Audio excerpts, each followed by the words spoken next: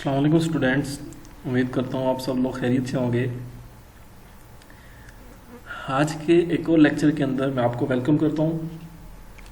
आज का हमारा लेक्चर बहुत इंटरेस्टिंग होने वाला है। आज के लेक्चर के अंदर हम thermodynamics and laws of thermodynamics को स्टडी करने जा रहे हैं। जी हाँ, आपने ठीक सुना। हमारे आज के लेक्चर का table of content, what is thermodynamics and what are the laws of thermodynamics we have seen in our daily life। तो लेक्चर को स्टार्ट करने से पहले अगर आप मेरे चैनल पर न्यू हैं तो मेरे चैनल को सब्सक्राइब कर दें और साथ में लगे बेल आइकन को भी प्रेस कर दें ताकि हर नई आने वाली वीडियो आपको बआसानी मिल सके। तो चलिए बगैर किसी देरी से लेक्चर को स्टार्ट करते हैं। Laws of thermodynamics. First law of thermodynamics are the laws of conservation of energy। First law of thermodynamics को हम law of conservation of energy भी कहते हैं। First stated by Mayer and the Helmholtz in 1840। First law of thermodynamics को सबसे पहले Mayer और Helmholtz ने 1840 के अंदर स्टेट किया था। वो क्या स्टेट किया था उन्होंने? Energy can neither be created nor destroyed, although it can be transformed from one form to another form। Energy को ना तो हम क्रिएट कर सकते हैं और ना ही डिस्ट्रॉय कर सकते हैं, although it can be transformed from one form to another form। Energy सिर्फ एक फॉर्म से दूसरे फॉर्म के अंदर चेंज की जा सकती है। या अगर हम इसकी आसान स्टेटमेंट को देखें तो the total amount of energy of a universe is a constant। जितनी भी amount of energy है यूनिवर्स के अंदर वो तमाम की तमाम के कांस्टेंट है। ये अगर हम स्टेटमेंट कहें तो ये गलत नहीं होगी। So this is the first law of thermodynamics. First law of thermodynamics की अगर हम इक्वेशन के फॉर्म के अंदर देखें तो हमारे पास क्या होगा? देखें, फर्स्ट फिगर के अंदर हमारे पास U1 फॉर्म के अंदर एक एनर्जी है, ठीक है। U1 हमने उसके ऊपर सिंपली वर्क किया, हमने सिर्फ उस एनर्जी को बढ़ा दिया, उसकी एनर्जी की फॉर्म को हमने कह लेंगे चेंज कर दिया, ठीक है। तो energy can neither be created not destroyed. Q is equal to U1 minus U2 plus W। E2 is equal to E1 plus Q plus W। This is also the laws first law of thermodynamics। Equation 1 का नाम दे दिया। E1 को अगर हम equal के दूसरे side पे लेके जाएंगे तो वो माइनस का साइन हो जाएगा। तो E2 minus E1 is equal to Q plus W। और E2 माइनस E1 बेसिकली हमारे पास चेंज इन एनर्जी है, तो इसको हम डेल्टा E से डिनोट करेंगे। Delta E is equal to Q plus W। If work is done by the system, अगर work जो हो बाय द सिस्टम हो रहा हो तो हम delta E is equal to Q minus W से डोनेट करेंगे। बिकॉज हमारे पास जो प्लस Q है उसको हम कब यूज करते हैं? जब हमारे पास heat absorb by the system. By the system अगर हीट अब्जॉर्ब हो रही हो। माइनस Q तब लिखेंगे जब heat liberate by the system. Heat जो है अगर लिबरेट हो by the system. Plus W हम कब लिखेंगे? जब work done on the system, जब सिस्टम के ऊपर वर्क हो रहा होगा। और माइनस W हम कब लिखेंगे? जब work done by the system हो रहा होगा, तब हम माइनस W से डिनोट करेंगे। Second law of thermodynamics. Second law of thermodynamics क्या कहता है? Study the direction of energy. Second law of thermodynamics basically ये जो हमारे पास एनर्जी की डायरेक्शन होती है उसको स्टडी करता है। ये एक हमारे पास क्या है? एक स्पॉन्टेनियस प्रोसेस होता है। हमारे पास एनर्जी हमेशा हीट बॉडी से कोल्ड बॉडी की तरफ फ्लो करती है, ना कि कोल्ड बॉडी से हीट बॉडी की तरफ। क्लियर है? एक हमारे पास क्लॉजियस स्टेटमेंट है। वो क्लॉजियस स्टेटमेंट क्या कहती है? Energy can only transfer from a hot body to a cold body. इसको हम क्लॉजियस स्टेटमेंट कहते हैं कि हमेशा एनर्जी हॉट बॉडी से कोल्ड बॉडी की तरफ ट्रांसफर करेगी, ना कि कोल्ड बॉडी से हॉट बॉडी की तरफ।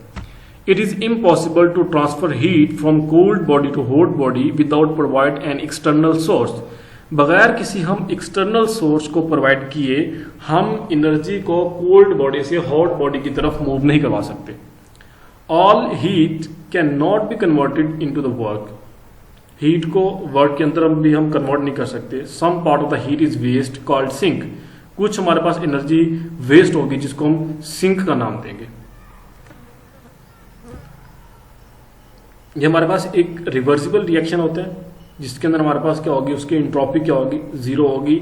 डेल्टा ई किसके इक्वल होगा, released plus used. So constant system delta E, so the entropy of the system zero. तो हमारे पास सिस्टम की जो इंट्रोपी होगी वो क्या होगी, जीरो होगी। एक हमारे पास रुडोल्फ क्लॉजिज है। रुडोल्फ क्लॉजिज हमारे पास क्या कहता है, the energy of the universe is constant, the entropy of the universe is constantly increase. हमारे पास जो यूनिवर्स की जो एनर्जी है वो कांस्टेंट है, but the entropy of the universe, लेकिन जो यूनिवर्स की इंट्रोपी है वो कांस्टेंटली क्या हो रही है, इंक्रीज होती जा रही है। Now third and last law of thermodynamics, third law of thermodynamics, it is possible that the entropy of any system become zero. ये हमारे पास basically third law of thermodynamics एक क्वेश्चन के तौर पे है कि क्या ये पॉसिबल है कि किसी भी सिस्टम की इंट्रोपी जो है वो जीरो हो जाए। तो थर्ड लॉ ऑफ थर्मोडायनेमिक्स हमें ये बताता है, yes it is possible that the entropy of any system become zero. System हमारे पास उसने एक शर्त रख दी है कि ये जब शर्त हमारी पूरी होगी तब third law of thermodynamics correct होगा और वो कहेगा कि yes the entropy of the system become zero. कब, वो क्या शर्त है, system is a crystalline solid and the temperature should be absolute zero. कि हमारे पास जो सिस्टम है वो एक क्रिस्टलाइन सॉलिड होना चाहिए और जो हमारा टेम्परेचर है वो एब्सोल्यूट जीरो टेम्परेचर होना चाहिए, तब किसी भी सिस्टम की एंट्रोपी जीरो हो सकती है। अब एब्सोल्यूट जीरो क्या होता है, absolute zero is a temperature at which the entropy of ionic crystalline of a solid will be zero. Absolute temperature एक ऐसा टेम्परेचर होता है जिस पे किसी भी आयोनिक क्रिस्टलाइन सॉलिड की एंट्रोपी जीरो हो जाती है। Heat energy plus internal energy is equal to temperature. There is a point which is called absolute zero. At the point every crystalline solid have a zero entropy. वही चीज है। अब Boltzmann equation क्या कहती है, S इज इक्वल टू के natural log W होता है और यहाँ पे हमने W को डिनोट किया 1 से, तो हमारे पास K natural log 1, natural log 1 is equal to 0, तो S is equal to K 0, so S is equal to 0। तो हमारे पास इंट्रोपी क्या हो गई है, 0 हो गई है। And that is impossible in actual. Actual में ये इम्पॉसिबल है कि किसी भी सिस्टम की जो इंट्रोपी हो जाए वो जीरो हो जाए। थ्योरेटिकल तौर पे हम इसको कह सकते हैं perfect crystalline plus absolute zero is equal to zero entropy. That is only possible theoretically but experimentally it is impossible. So to prove this law is impossible because to achieve this temperature is not possible. ये हमारे पास सिर्फ theoretical possible है, experimentally possible क्यों नहीं है, क्योंकि हमारे लिए इतना टेम्परेचर अचीव करना पॉसिबल ही नहीं है जिस टेम्परेचर के ऊपर उस सिस्टम की, उस क्रिस्टलाइन सॉलिड की जो एनर्जी वो एंट्रोपी होगी वो जीरो होगी। वो टेम्परेचर हम अचीव ही नहीं कर सकते। So that's why it is impossible experimentally. Zeroth law of thermodynamics. अब जीरोथ लॉ ऑफ थर्मोडायनामिक्स क्या कहता है, if two bodies A and B are in thermal equilibrium with another body C, अगर हमारे पास दो बॉडीज A और B वो एक थर्मल इक्विलिब्रियम के अंदर है with the third body C, then the bodies A and B will also be in thermal equilibrium with each other. तो हमारे पास जो बॉडीज A और B जो होंगी वो भी आपस में क्या होंगी, थर्मल इक्विलिब्रियम के अंदर होंगी। ये हमारे पास क्या है, क्या कहलाता है, किसकी स्टेटमेंट है, zeroth law of thermodynamics. Difference between first and the second law of thermodynamics. First और सेकंड लॉ ऑफ थर्मोडायनामिक्स का डिफरेंस क्या है, आप जो स्टेटमेंट उसको बयान कर सकते हैं। फर्स्ट लॉ ऑफ स्टेटमेंट हमें कहता है कि एनर्जी जो है can neither be created not destroyed, या आप ये कह सकते हैं कि first law is concern with according to the various kind of energy involve in a given process. वो उसके अंदर सिर्फ various kind of energy involve होती हैं। और सेकंड लॉ की बात करें तो वो कंसर्न करता है with the availability of the energy of a given system, कि गिवन सिस्टम की एनर्जी जो भी उसके अंदर एनर्जी अवेलेबल होगी वो उसके ऊपर डिपेंड करता है। Combining the first and the second law of thermodynamics, Gibbs in 1878 के अंदर गिब्स ने फर्स्ट लॉ और सेकंड लॉ को कंबाइन किया था, तो हमारे पास गिब्स फ्री एनर्जी की एक स्टेटमेंट निकलती है, एक थ्योरेटिकल फार्मूला निकलता है, delta G is equal to delta H minus T delta S। Application of thermodynamics की एप्लीकेशंस क्या है?